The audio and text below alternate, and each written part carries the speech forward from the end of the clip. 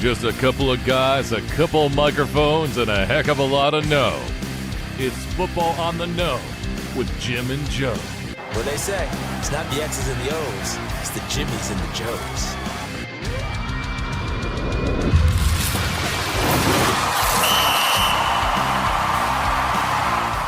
All right, what's going on, everybody? Welcome to another episode of Football on the Know. I am Jim McPhee, and of course, alongside of me is Mr. Joe DeCapita. What's going on, know-it-alls? I know we've been away for quite some time here. It's been off and on, and we've had to deal with severe thunderstorms that have screwed up our internet. We've had all kinds of issues, but we have solved them all just to be here with you guys. Thanks for joining us. If you could do us a huge favor and head over to YouTube, make sure you hit that subscribe button. You can also, if you want to, it helps the channel grow a little bit, but thumbs up. You can hit the notification bell to let you guys know when we go live, of course, and drop some comments. Get some questions rolling. Get some opinions that you might want to talk about. That's what this is all about, being connected, being interactive, and we're here for you guys. Listen, we got some of our OG know-it-alls. We want you guys to return back. I know it's been quite some time, but and then if you want to become a know-it-all, it's very simple. So just head over to YouTube. Do your thing over there, and this is gonna be fun. It's gonna be fun. It's been a while, so we may be a little rusty, maybe, but I don't think so. So I think we're gonna be just fine. We're doing double time. It's like a double header, so we're really ready and prime. So the headlines right now that are capturing the headlines in the NFL, it's got to be Brandon Ayuk now officially requests a trade. Finally, things have gone silent for him and the 49ers. There's no response. But I wonder what he had even said to them again, Joe, because Brandon Ayuk, we've been talking about this, for a very long time, so the whole off season, and the last number I heard that the 49ers gave him was $26 million a year, averaged about $26 million a year, and I think that's the perfect spot for him right there, because we've heard different analysts, Mike Garafolo, and many others, one of those, Janine Garofalo, Jimmy Garoppolo, something like that. And we're trying to gauge kind of where he is, because we kind of look at Brandon Ayuk. He's a very talented receiver and things like that. But highest paid, because you see Justin Jefferson, and I can get that too, and that's even astronomical because you're almost damaging your whole franchise here. Yeah. But you can't put him on that same pedestal. But he is very talented, multiple years with 1,000 yards, receiving. Like I said, still younger, 28. But again, they're averaging about lower than Amon-Ra St. Brown, and that 26 puts him right about where Devonta Smith and Jalen Waddle are. And I can put him with that bundle. If you want to kind of group him with a group of receivers, I would put him there. So for him to snub at that, what's the number is he looking for? And what's the problem here though? Because I get that on one end, but then also on the same end, I think the 49ers really need to kind of lock him in here, because we are also thinking about a different plan for the 49ers. Yeah, and that's the thing is this kind of whole situation has been going on kind of way too long. It's been a very long story. I get it from both sides, where maybe the 49ers are still trying to figure things out financially. And, for Ayuk, he feels a little disrespected right now. He feels like it shouldn't take this long to get a deal, even to start negotiations, for one. For two, hey, training camp's right around the corner. And because the season is shortly after that, why haven't I gotten a deal? Why haven't I gotten a deal into my liking? So there's been this kind of cat and mouse game between the two. And from all reports are saying that they haven't even talked about negotiations since May. Now, that's insane to me to hear, because if that is in fact true, I could get where Ayuk's coming from, where I feel a little bit disrespected. I feel like I deserve at least a conversation. And for the Niners to say, oh yeah, we don't want to trade you, we want you to stay, but at the same time, we're not having conversations about a new deal. Even they might have made an offer of $26 million a year, which I think is fair. But at the same time, Ayuk and a lot of these other receivers that they have this high, the ego factor that just kind of saying, oh, I deserve to be close to being like Justin Jefferson type, you know what I mean, kind of money. So don't see that as an end deal, but at the same time is, you know, for the Niners, for Ayuk, yes, he's made a statement. He's made that trade request. Like, all right, you guys don't want to talk to me, fine. I told my agent that I want to trade. Let's make a trade happen. Let me go to a team that is going to pay me what I think is my fair share. A team that's going to utilize me more than you did in the playoffs. You know, just saying, like, he felt very disrespected from his involvement in the playoffs in that game against the Chiefs. And then also now with not talking of a new deal, even trying to come to the table and kind of iron this all out still isn't happening. So the clear indicator now is that both sides seem to be very far apart, and training camp is right around the corner. You made your trade request. Now, the only way, is that just a way of like maybe urging nudge, Niners, let's get a deal done. Come on, let's talk. Or is it more serious than that, where the relationship is so fractured and so severed that training camp comes around, Ayuk says, well, I ain't playing for you guys, so I'm not showing up. I demand to be traded. I told you that already before. So not gonna show up until you either A, give me a new deal that I deserve, or that I at least feel I deserve, or let me move on. Let me go. I'm not gonna come play for you. So let's wait and see what training camp shows us. Like, does he really take that stance and say, well, I'm not showing up until you guys either give me a contract or trade me? And if that's the case, then obviously you got a good indicator of like how fractured this relationship really is. Yeah, and it's tough because when you look at a team like the 49ers, they've been good for so long. I mean, we see the same thing with the Dallas Cowboys, how they keep acquiring the talent, but how long can you keep these guys together? Because everybody eventually wants to get paid. And they, like you said, we're having this conversation with Jerry Jones all the time. It was Dak Prescott before, and they're running back, and then you got CeeDee Lamb now that still even wants to still get paid here. So and now you're back to Dak Prescott again, and so you're trying to keep everybody together, but you can't pay everybody. So this is where the 49ers are, because not only did they draft really great talent, but they also have to pay these guys, and they brought in more. You got Christian McCaffrey too, who got paid. Big money. So that's where your money went there too. So and you got George Kittle there too. You got all these guys. The one other thing that I want to mention is that you brought up Christian McCaffrey is the fact that they didn't have to pay him yet. He was still under contract. Yeah. They just said, hey, Christian, you did a good job last year. We're giving you a raise of $20+ million a year. Yeah. Like, are you kidding me? Yeah. But then, they're sending mixed signals throughout the locker room. Signal they're sending. Right. And so where you're looking at this team, maybe they need to look and gear it into a different situation to where you got to look at Deebo Samuel and say, hey, listen, this could be an opportunity because – let's face it, he's been injured, repeatedly, and he's getting longer in the tooth. We talk about it with, you see, Devontae Adams out there on the receiver show saying, hey, he's later, 32. And, but I'm getting there. I got less in the tank. I want to win now. And it seems like even when you're getting from the receiver show too, that Deebo's like, we get so close and we just ain't getting it. I'm getting frustrated. I want to win. Yeah. Who are you going to pay out of this one? So maybe you do go and you pay Ayuk because he is the younger one and still a great, athletic, receiver. If he didn't make a couple of those spectacular catches, especially that one, in the playoffs here where it bounced off the defender's hands and he had the concentration to catch that because that was an interception all day. If he doesn't get that, they're not going to the Super Bowl. You know what I'm saying? So you invest in him, pay him, and then you go back to Deebo and say, listen, man, we're making a really good run. You have been injured a little bit here too. We want you to be a part of it here. Trust in what we're doing.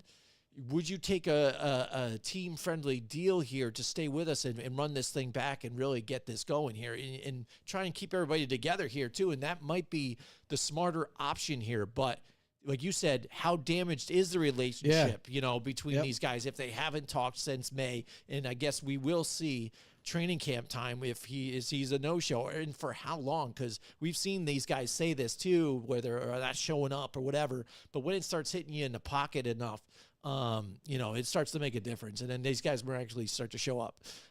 And is it Le'Veon Bell was a little different, but besides that, is it even realistic too? You know what I mean? Like the scenario that the Niners are in right now is very difficult. And we've seen it been navigated by the Patriots dynasty, where the young players or the intermediate players in terms of age, they managed to re-sign long-term and keep them in the nucleus. But then some of the aging vets that have been there from the glory days and whatnot are approaching that 30-year mark. And now, all right, well, we don't want to pay that player X amount of dollars, top-end money anymore for that position. So we're going to let him go. You think about Donta Hightower was one of those guys that as he got closer to 30, 32 age, the Patriots were like, all right, well, just let him go to free agency. We're going to move on it and replace him with a younger player. So this is where the Niners are at. Now, do you make the right decision or do you make the wrong decision? This is where, and you could see it from both sides where, like, Ayuk is 26. He's 2 years younger than Debo. Debo's 28, but he will be 29 next year. And when you get closer to that 30-year mark, especially for a player like Jim mentioned, where you get injured more often than not, and I understand it's the way the Niners utilize him and things that he can provide as basically a running back / wide receiver type, where he takes a little bit more of the beating. Ayuk doesn't. Ayuk is going to be a little bit healthier or more prone to be more healthier because he's not utilized like that. So do you want to continue that, knowing that you just drafted a guy by the name of Ricky Parasol from Florida, who has tremendous upside, who I think fits this offense to a T, bigger body, more physical, one of the best set of hands that you're going to find in this past draft. He's going to look to kind of nudge his way into that starting lineup, and is right now, I think, penciled as a starter. So he could be the future of this team. And I don't think he's going to be able to do the exact same thing that Debo did, but he will still be a weapon. And you can build with him and Ayuk, maybe possibly move on from Debo, because right now, currently, Debo's going to make $20 million in terms of his base salary. And then you look at Brandon Ayuk, he's due to make 14. And this is his contract year. Debo's is a year or two away, or at least next year. So you got to make a decision here where I don't think you want to burn both bridges, but at the same time, like, you got to be smart about this situation and what is the best plan for your team in the near future. So for Ayuk and the Niners, it's going to be interesting to watch. Training camp coming up. Let's see what decision Ayuk makes in his camp. Do they stay steadfast and say, we're not showing up till we get something done, or I get traded? Or are the Niners are going to, say, okay, you know what, let's just get the deal done because we have the money right now. We can do it. And we'll kind of revisit this whole thing with Debo later on down the road. We've got Brandon Matthews in the house with us tonight. What's going on, Brandon? What's going on? Matthew says he's hurt. Placed on IR yesterday. Yeah. Are we talking about Debo or are we talking about Ayuk? I was going to say, well, if it's Ayuk, that's what they do sometimes here. They play that game. If they put him on IR, if they put Ayuk on IR, he can't be traded. Right. So I'm saying if they do that, I mean, you've seen that game played before. Yeah, you see the gameplay, but it's just going to backfire. Because if you do that to him now you just severed the relationship. It's over. Yeah. So I think they need to be careful. Ricky Parasol. Yeah, but he'll be fine. He'll be back before week 1. You know what I mean? He'll be at probably the tail end of the training camp. So it sucks that he's going to miss time because he's a rookie. He needs to be involved, get chemistry with the quarterback, and learn the playbook better. But again, it's one of those situations that it's very time sensitive and sensitive all on its own. Right. Yeah. And it's funny you bring up other teams, even like the Patriots and stuff like that. And so that's a team that we are hearing that actually reached out to the 49ers about this. Once they kind of heard it, they're like, oh, really? No. So what are you looking for? You know what I'm saying? So I don't think they have any shortage of teams' interest. Yeah, exactly. Right. They just happen to be the first one, and say, hey, what's going on?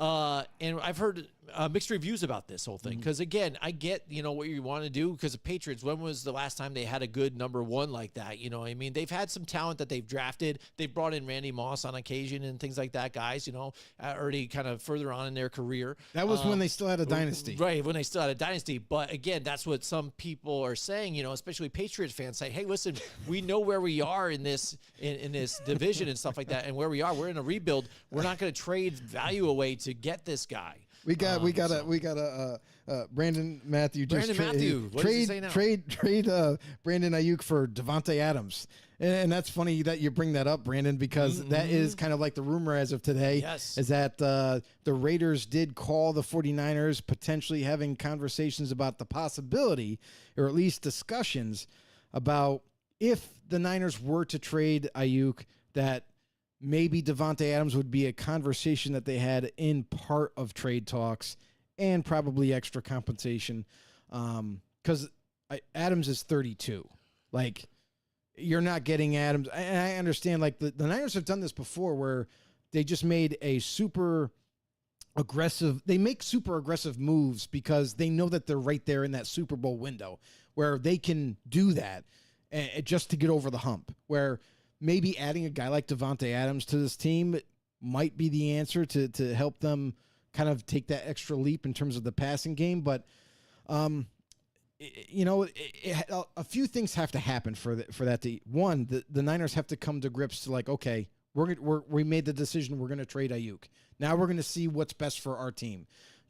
What are the Patriots offering? What are 4 or 5 other teams offering for him? All right. Well, is that the best offer? Now, what are the Raiders offering? They're offering Adams and a 1, or Adams and a 2 and some extra change. Like, what is the whole package going to look like for each team for their offers? So that will be an interesting situation if it gets to that point. But as of right now, we have to wait and see what training camp has to show us in terms of Ayuk and his camp, his decision. Is he going to show up for training camp? If he does, I feel like eventually they'll get something worked out. But if he doesn't and takes that standpoint of, like, nope, you guys definitely burnt the bridge, and I'm going to just stick it out until you trade me or overpay in a sense for my services. Brandon says he'll take the trade. Yeah, I mean, and honestly, it makes sense for both teams because the Raiders have the cap space to give what Ayuk is looking for. And the Raiders, we're not really sure what the plan is after this season. This year, Devontae Adams' contract is definitely salvageable and definitely easily to take on. But next year, his cap number goes up to like $44 million under the current deal. So the Raiders would have to make a decision like, okay, do we go younger and a guy like Brandon Ayuk? We get rid of Devontae Adams and utilize him and extra assets to get Ayuk in a trade?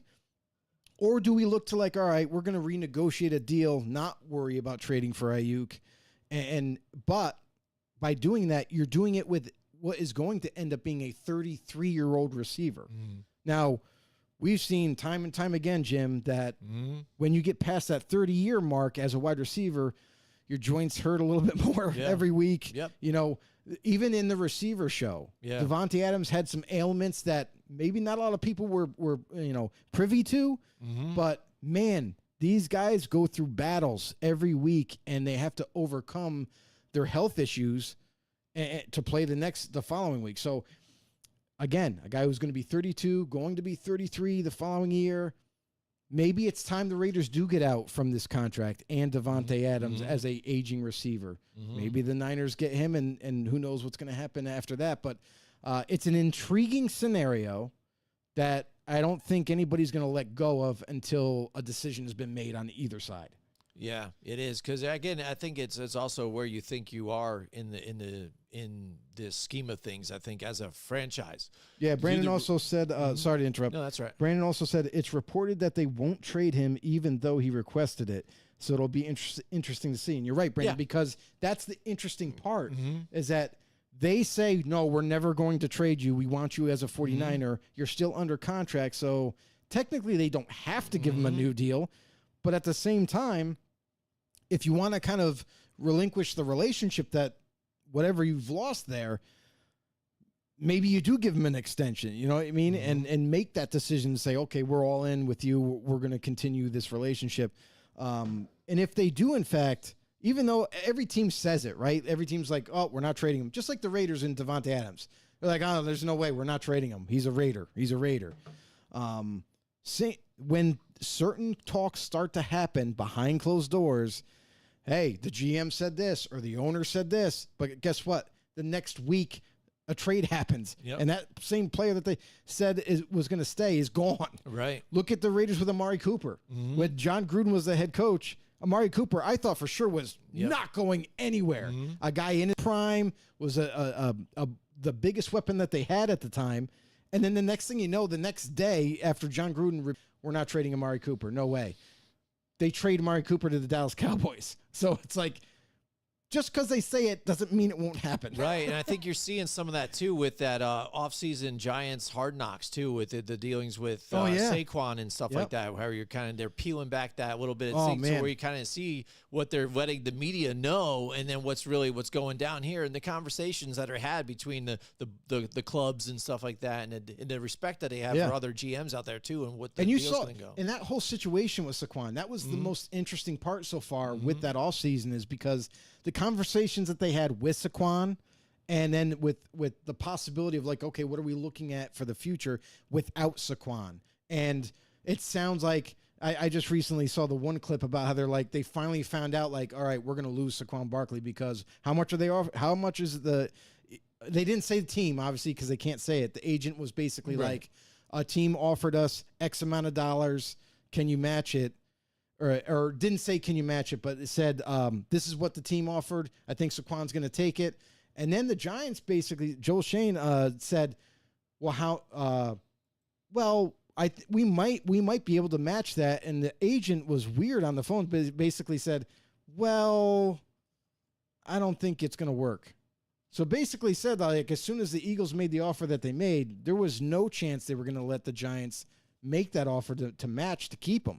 So that whole situation, obviously, now that we've been able to kind of peel back the curtain, like you said, now we got like some true evidence of like, all right, well, it's not the Giants' fault. They tried, they wanted to keep him, and Saquon in the end didn't want to come back. So like interesting scenarios like that. Chris Simpson just said that Odell with Giants, we didn't sign him to trade him. He quoted and then said, traded my guy. And that's the thing is Saquon was a very important part of the Giants offense. Obviously you saw how important he was. He was kind of like that stepping stone for their offense to get going on drives or even to score touchdowns.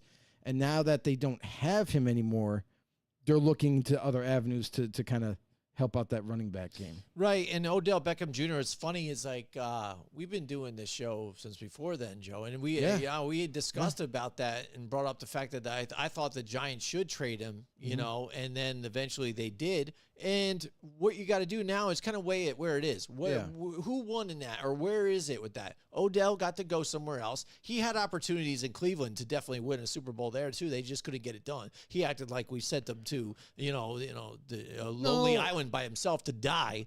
I think he could have been there and been successful. I think and the Browns were talented, but not ready.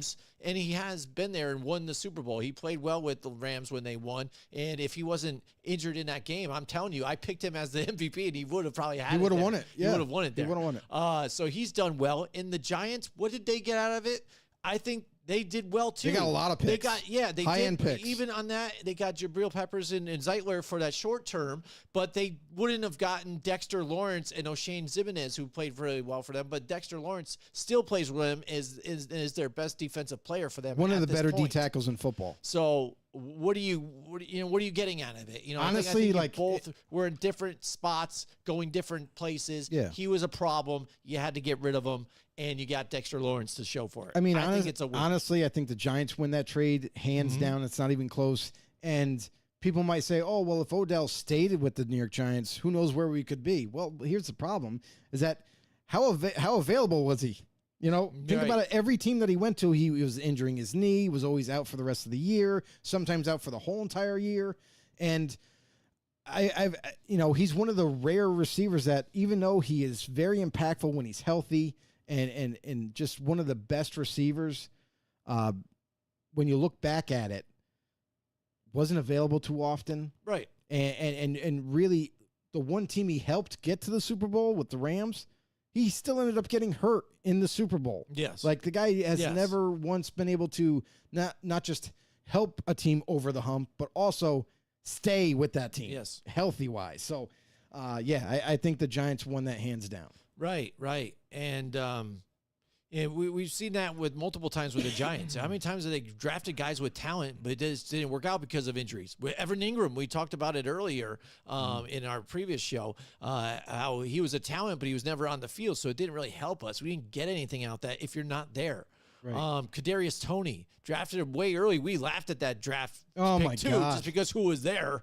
Oh, Jesus. My gosh. When you look back at it now and who was drafted, we watched the receiver show, Joe. Yes, we watched the receiver show, and Amon-Ra St. Brown is saying all these names that got drafted before him, and Kadarius Toney is one of them. Yeah. It was like 16 receivers drafted ahead of him, and he's like, he looks at that list every single week to give him motivation not like he needs it, but he's got a chip on his shoulder, and he looks at it religiously just to say, okay, I want to prove to everybody that I'm better than all these guys. Right. And so you miss on the draft or whatever. You get these guys that might have talent, but if they're on the field, you don't move them along. And yes, Kadarius Toney did end up playing with the Chiefs and won a Super Bowl again, but really not a big part of that winning it either, though. And often injured still. So I think overall we're still better off without those types of guys. I would not hang on to those guys. Yeah, it's just unfortunate that, the Giants believed in them at the time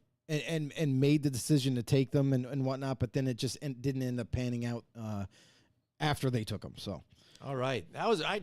We can complain about the Giants all the time, Joe. We're going to move on. That's just another thing, but we're going to move on.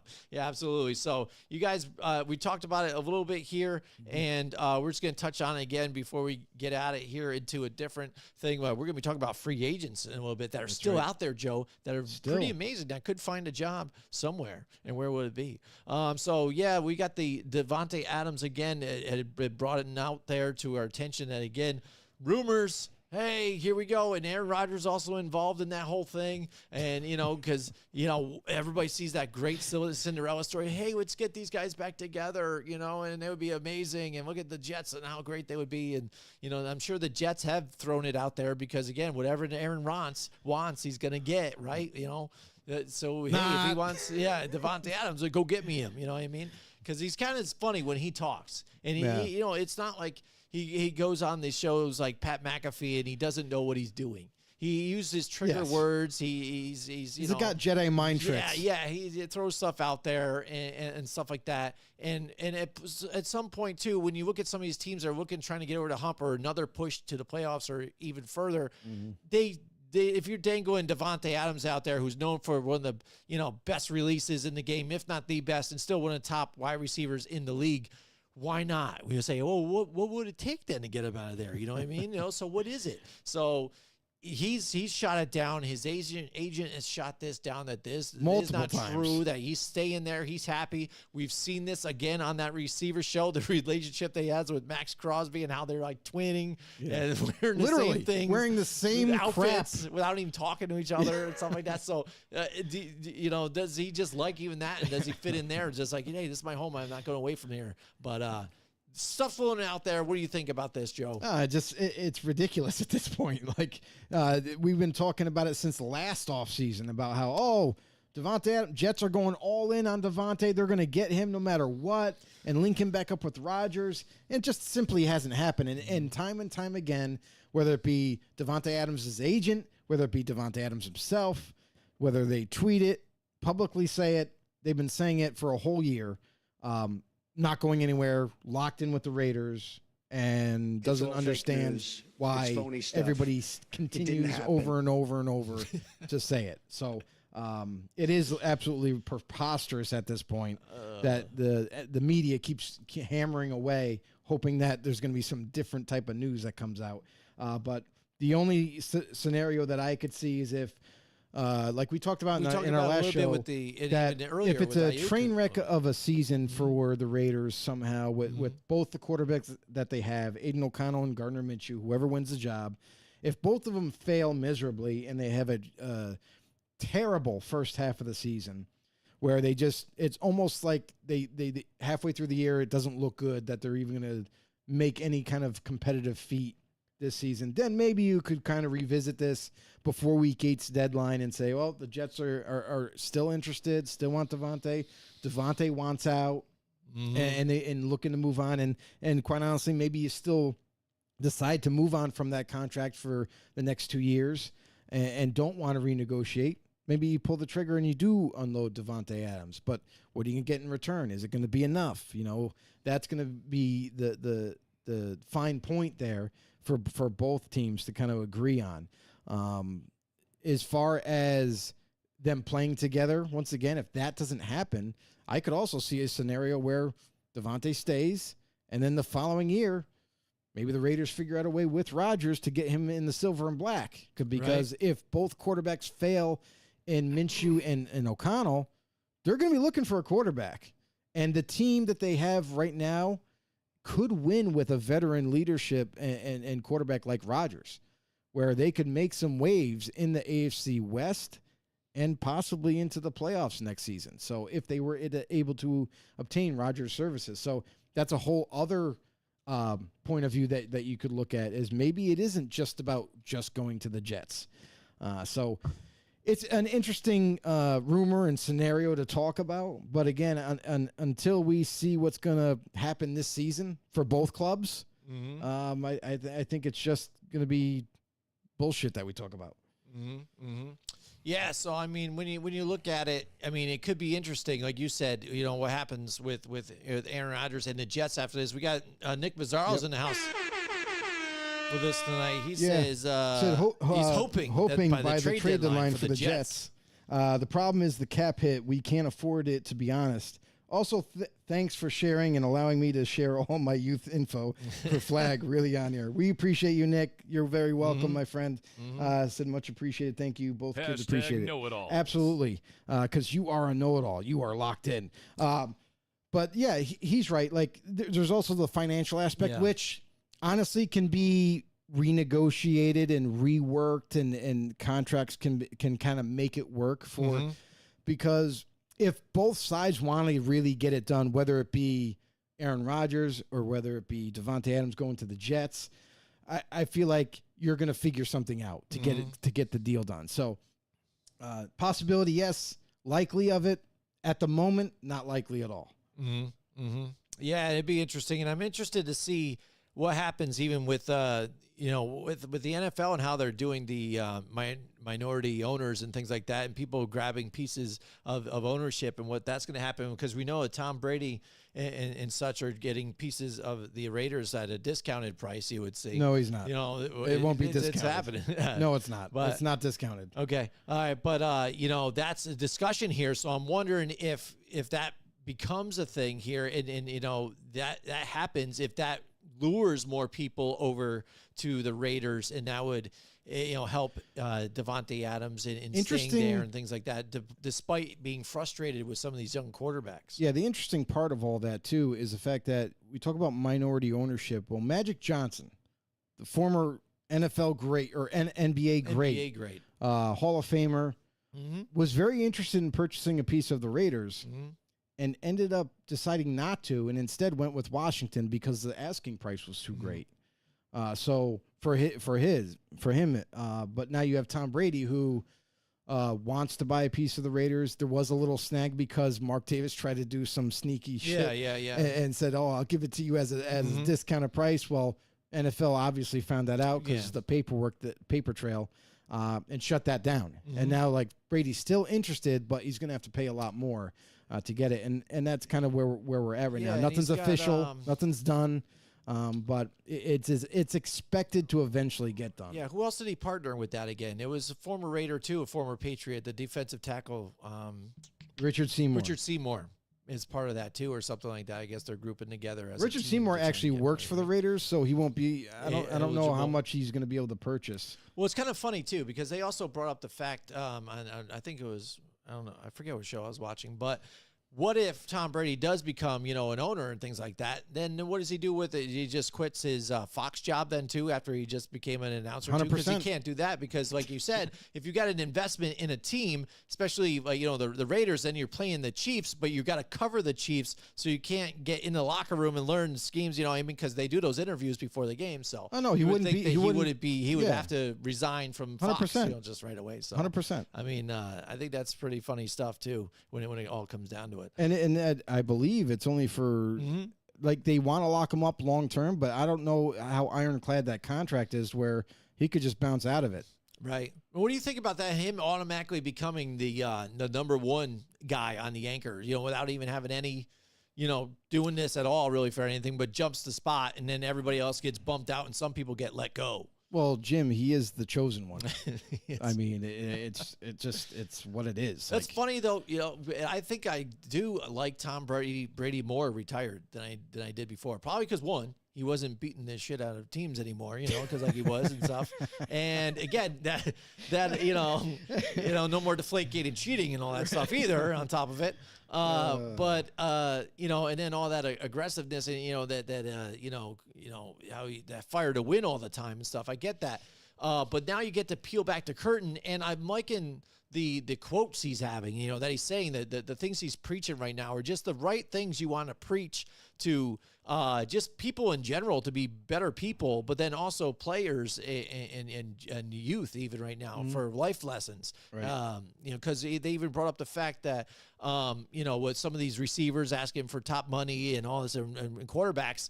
And they brought up multiple times that Tom Brady has taken that pay cut and stuff like that so the team can spread it out to other people to keep that dynasty together, to keep winning, because he cared about winning more and doing that and about the team than his own personal, gain in money. It's not going to go very far, though. No. This day and Not in age. this day and age. This day and age, Sucks, but it is the right thing to do. everybody is. But and the other thing too is like everybody's always saying or nudging even these younger players or middle-aged players, like, go get your money. Mm-hmm. That's the whole thing, is everyone supports each other in getting the biggest contract they possibly can get.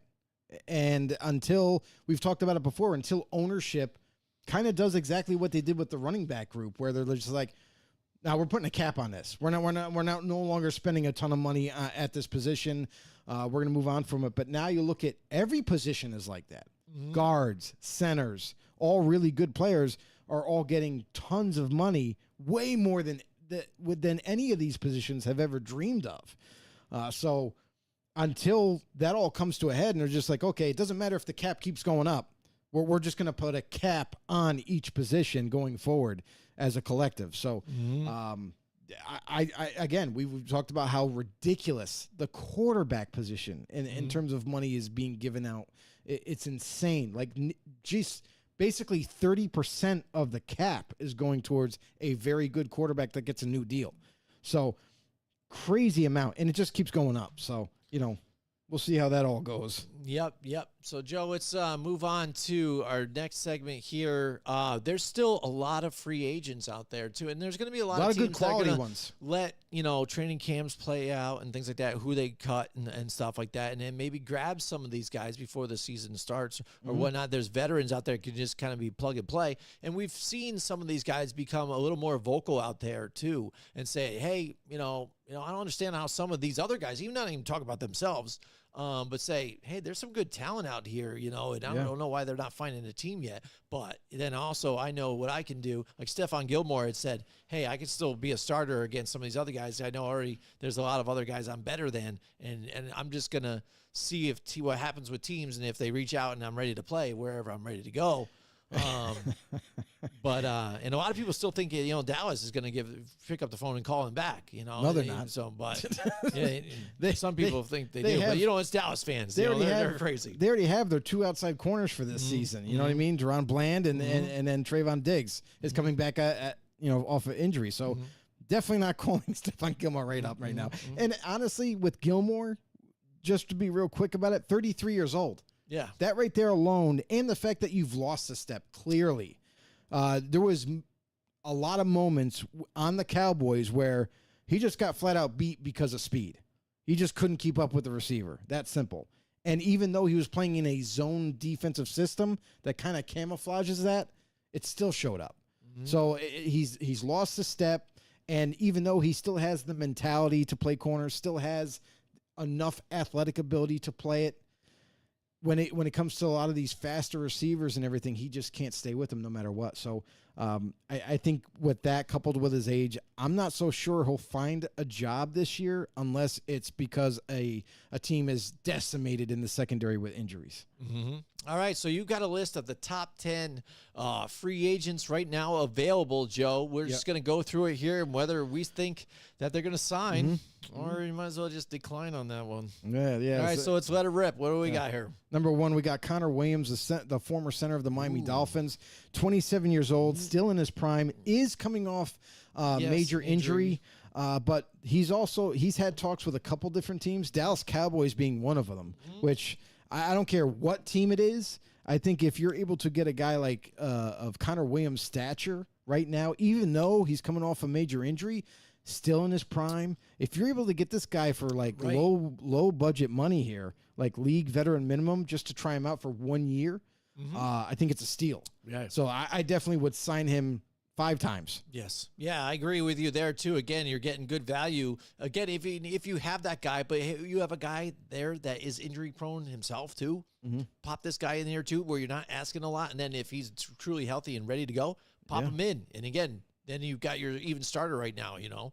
We've seen things like that with Lyle Collins and stuff, you know. I mean, these guys that keep getting injured, Tyron Smith, you know. So, I mean, a backup to him and stuff like that would be nice, you know. So, dude, I can see that as well. You know, at this point in free agency, he's an absolute steal, even if he doesn't play. Yeah, like just to get this guy in the building, and have him as a depth piece, and then when he's ready to go, maybe he just takes over. Maybe you sign him to an extension after this year, but at least you got the rights to him. Yeah, absolutely. I agree with that. I'm saying sign it. Yep, sign it. Number 2, Xavier Howard, corner from the Miami Dolphins, 31 years old.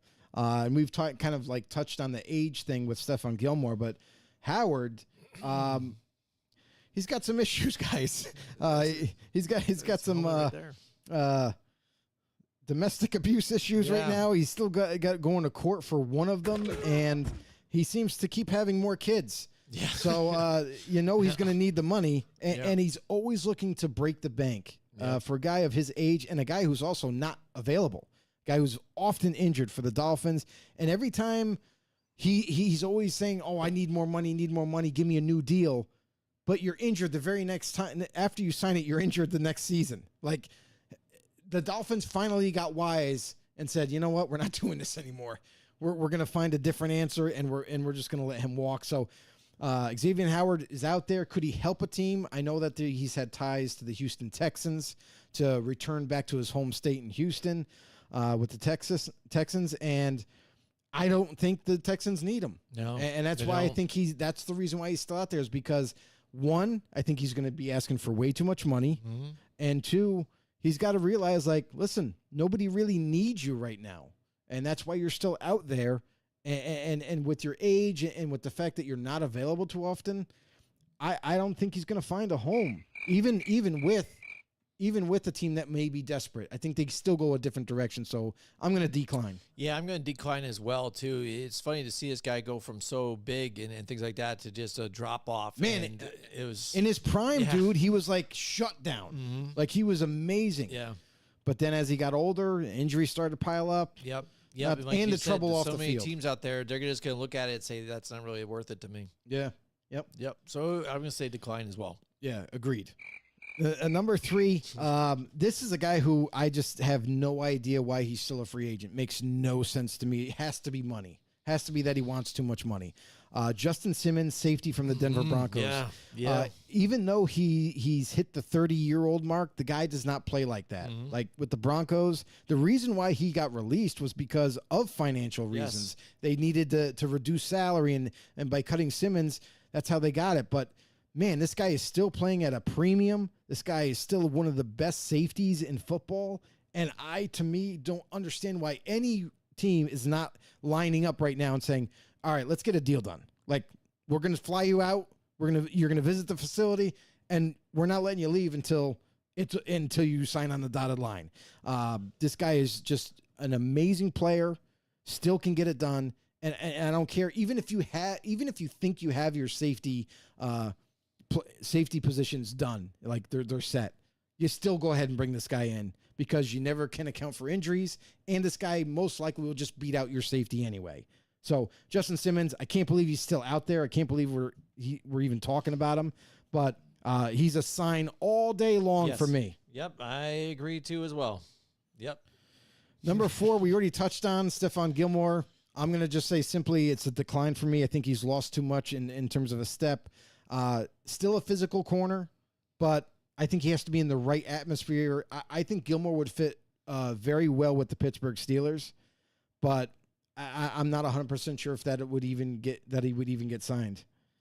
Yeah. So I decline. Yeah, I hear you too. Like, again, only people who don't know, anything, about football, I guess, are going to say, hey, I know him. Yeah, he's still good. Adam, we'll sign put him him on there. He did great. I don't think so. And every player that's out there thinks they can still be a starter compared to some of these other guys, though, too. Of course. I get that. Again, he's not going to be a contribution to a lot of these other teams. Like you said, if people are just moving on and making a reach for somebody, like we talked about the Tennessee Titans going on and getting Jamal Adams here, a great signing for them. Mm-hmm. Now that's good value there and getting some steps because he's still even younger, still and has good potential there to help them out. Stephon Gilmore, you're not really getting that with them. So I agree with you as well. I mean, he had a good year with the Cowboys. Right, but when you're even that farther down on the depth, like, you're not asked to do a whole lot, though, either. But then, he was a starter. He was only a backup and then ended up starting because of injury with Diggs. But at the same time, like, that's the reason why they brought him in, is because they needed to fill a spot. Mm-hmm. But as good of a year as he had, on paper anyways, he struggled a lot in crucial moments against faster receivers. So, yeah. Yep, I agree. Number 5, we got Corey Davis, the journeyman wide receiver from formerly the Jets now. 29 years old. I'm sorry. Like, I think if you're a wide receiver at this point and you're still in free agency, most likely than not, you're not getting a job until injuries happen. Until injuries pile up, maybe during training camp, you got preseason games until you got week 1. Maybe, they give you a 1-year prove-it deal type of thing because of the lack of players available. But Corey Davis, I'm sorry, with the influx of youth every year from the draft, undrafted free agents, I think teams have plenty of ammunition there. And for the teams that we've talked about up to this point, you look at the receiving cores of a lot of them, and they're all pretty well-rounded. Yeah. So I think if you're a wide receiver in this day and age and you're still out there in the free agency heap, things don't look good. So I'm going to say decline. Yeah, I agree with you as well, too. I haven't been big on Corey Davis at all, ever. And, I think he even with the Titans back in the day, he had, one good season. Then you're expecting for him to get back. And then with the Jets, had a really good year with them, too. Had a good year with them, too. But then again, injured. Back to, yep. So that's his career in a nutshell. So, like you said, there's so much other talent out there that's even younger that you don't need to do this, whatever. He's going to be one of those guys that all of a sudden you're going to hear in a report like, oh, Corey Davis decided to retire at the age of this, blah, blah. Like, yeah, right. Yeah, he was already retired. Just, now he has to admit it this time. He didn't know it. Yeah, well, he's already been retired. Just didn't bring it up. Yeah.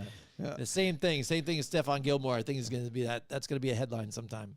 This is an interesting one. Number 6, they have DJ Humphries, offensive tackle from Arizona. Mm-hmm. Still only 30 years old. I thought he was older than that, but he's only 30 years old, has been a proven left tackle for the Arizona Cardinals, and now still out there on the free agent heap, which is interesting because for a lot of teams that may be in need of help, maybe the Colts, hint, we just talked about them. I think this would be a logical and smart move for anybody that is thinking about adding a little bit more competition at the position and a guy who could flat out win the job if the guy that's ahead of him doesn't hold up to par. So I like DJ Humphries. I think I would sign him even if it's a depth capacity. Like, give the guy a job. Let him sit, even if he has to sit behind a left tackle. That left tackle gets hurt. Like you think about the Packers when they had David Bakhtiari, where the dude would get hurt all the time. This would have been a great backup plan to have in DJ Humphries. I say sign. Yeah, I agree as well too on that one. Again, you can't have enough depth. Can there never too, have enough. Like you said, and veteran right there. Absolutely, Yep. I agree. Number 7, kind of that we're taking the same position here. Charles Leno, offensive tackle, now 32 years old, still a veteran, still proven, still could hold it down for someone. Again, like Jim just said, even though these guys are still out there in free agency, a depth is a premium. If you could get yourself a former starter who he might be a little, he's eclipsed 30 years old or 32 and he's still out there, go ahead and grab him. Like, if you don't really have a proven backup plan with your depth at left tackle, why not grab one of these guys? And I understand sometimes it might be a money issue. Maybe they are asking for more than what they're worth at this point. But if you can get the deal done, get him in camp, see if he pushes for that starting job, or at the very least, you got yourself one hell of a backup. So I say sign with Charles Leno. Yeah, I agree too. Yeah, like you said, depth. Get him there. He's still been able to perform. Get it in there. Absolutely. Number 8, we have safety Quandre Diggs from the formerly of the Seattle Seahawks, 31 years old, still got it done with Seattle. Like, he just recently became a free agent. Had a couple of great years with the Seahawks, and I still think the guy can get the job done. So any team that might be looking for a more surefire answer at that position. We talked about Justin Simmons, but Quandre Diggs is kind of like a cheaper option, I feel like, that you could get really good, playmaking ability out of him. Seattle did. Why not someone else right now? A team that might be in question at that position, or a team that might want to add some more competition going into training camp. I say sign all day long. I agree as well, too. Sign. We're on a roll now. Everybody. We just agree. Number 9, another safety. Yes, the third safety in the top 10 list for NFLTradeRumors.com. Eddie Jackson, formerly of the Bears, former Pro Bowler, former absolute stud of a guy who can cover everybody and everybody on the football field and come down and play against run support. Just eclipsed 30 years old. I'm actually surprised why he's still available too. Is a guy that had tremendous success before with the Bears. Bears moved on from him, and for a younger player, and now Eddie Jackson out there, 30 years old. Again, I'm gonna say the same thing. We talked about Diggs, we talked about Simmons. It's the same type of thing. Give this guy a shot to win the job. If not, you got yourself a very good, at least, depth player coming into the regular season. So I say sign Eddie Jackson. Right. And again, when you get into these positions, I don't know if it's a question between teams, if it's just they would rather take a younger guy and then just see what they can build up in that defense, I think more than something not, like that, instead of have that veteran. Like more than not, it's got to be money. Right? More than not, it's got to be money. It maybe because I think our train of thought is in the same thing. Why not have that veteran depth piece? Because if he even has lost something, becoming 30, you're going to see it in training camp. Put him in nickel corner or whatever, and this and that, or just in and out. Maybe at an injury. You know what I'm saying? It just has a backup. You're getting value out of that with a veteran, I think. So you're not expecting him to be everything. Not nickel, but definitely safety. And the other thing too is when you sign these guys to 1-year deals. It's not guaranteed. Like you could go into training camp and they're like, all right, well, Eddie Jackson lost a step. He doesn't really fit our scheme like we thought he would. He didn't pan out. He doesn't make the team. You cut him. Yeah. And it's all good. So it's like a lot of these players at this point, they're just looking to be given an opportunity. Yeah. Just looking to be given an opportunity to maybe prove to the team or whoever else that they belong still, that they can still be of help. So Eddie Jackson, who knows? Maybe he did lose a step. Maybe that's why Chicago moved on from him. But I would just like to give him a chance and see if he really did. Number 10, last but not least. Corner this time. formerly of the Giants, Adoree Jackson, who is 28 years old, still in his prime. A guy who has struggled in some places and some places have flourished, depending on defensive coordinators, depending on scheme. But Adoree Jackson, nonetheless, when he's been asked out of USC, when he got drafted, when he's been asked to play man, he's been pretty good. He's been locked down almost at times and has been a key player for the defenses that ask him to play man. When he gets asked to play zone, sometimes he gets a little lost. He maybe forgets his assignment or isn't in the right spot he's supposed to be. Right. So a team that is predominantly man, I feel like this guy would fit in perfectly. And there are teams out there right now that could utilize maybe a little extra help at corner, maybe give him a shot for training camp, see if he could even make the team. Much like some of these other free agents before him on this list, I say that he's still got talent, but I think it needs to be with the right defensive scheme and with the right D coordinator. But if you're one of them, I give him a shot. I would sign him. I would not. I mean, I've seen him. I think his last opportunity is here with the Giants, and like you said, he was kind of exposed for some of that. You know what I mean? When they were in zone, when they're in zone. I mean, you saw that. And again, even on man, he would be able to do it at times, but then other times he would just get outbodied or something like that. You know what I mean? He just didn't get it.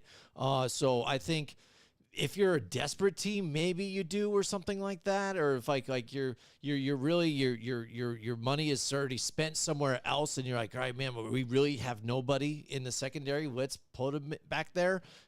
Maybe, but I really would not take a shot. I wouldn't bother. It definitely depends. Like I said before, it's definitely a scheme-related thing. He's got to go with a man-to-man defense type of thing, a person that calls heavy man, and I think he would play very well for that team. I think that's the reason. And by the way, you're talking about a free agent that's still available, a guy who can earn a spot. You know what I mean? At the very least, be a depth player, if not a starter. I hear you. Can surprise some people. So, to me, it's an easy sign. I hear you there. That's fine. Hey, we can disagree one or two, you know? I mean, so it is what it is. So, yeah, there you go. There's our free agent sign or decline. What do you guys think out there? Let us know in the comments, too. Share the video and drop a comment and a like. And also, Joe, why don't you tell everybody where you can find more shows, Football on the Know? I forgot. It's been a while. It's been a while since I don't even know where do you go. I think How do you become a know-it-all? I think if I'm not wrong about this, I think it's YouTube. I think it's called YouTube. Yeah, I think that makes sense. You go to YouTube, and I think it's called like a subscribe button. You make sure you hit that, so that way you're locked in and you're a know-it-all officially. And then if you could do so, it helps the algorithm grow and it helps our channel out if you hit the thumbs up. Hashtag know-it-alls. Also comment, share the video. We do go live every week, and well, for the most part, not lately. It's been crazy. We've been sick and everything too. So, but we do typically go live, and you know we're here to bounce off some of your comments, your questions, anything that you guys have to say. If you want us to talk about something, make sure you drop it in the comment section. We'll react to it. We'll talk about it. That's what this is all about. Being very interactive with you guys out there, because you are a major part of the show. We want to thank all the know-it-alls that have stayed ironclad. And all the OG know-it-alls for tuning in as well. Appreciate everybody. Make sure to head over to YouTube, hit that subscribe button, and also become a member, become a know-it-all. Absolutely. Thank you so much, and we'll see you guys next week. Join us next week from 8 till 10 Wednesday nights for more Football on the Know with Jim and Joe.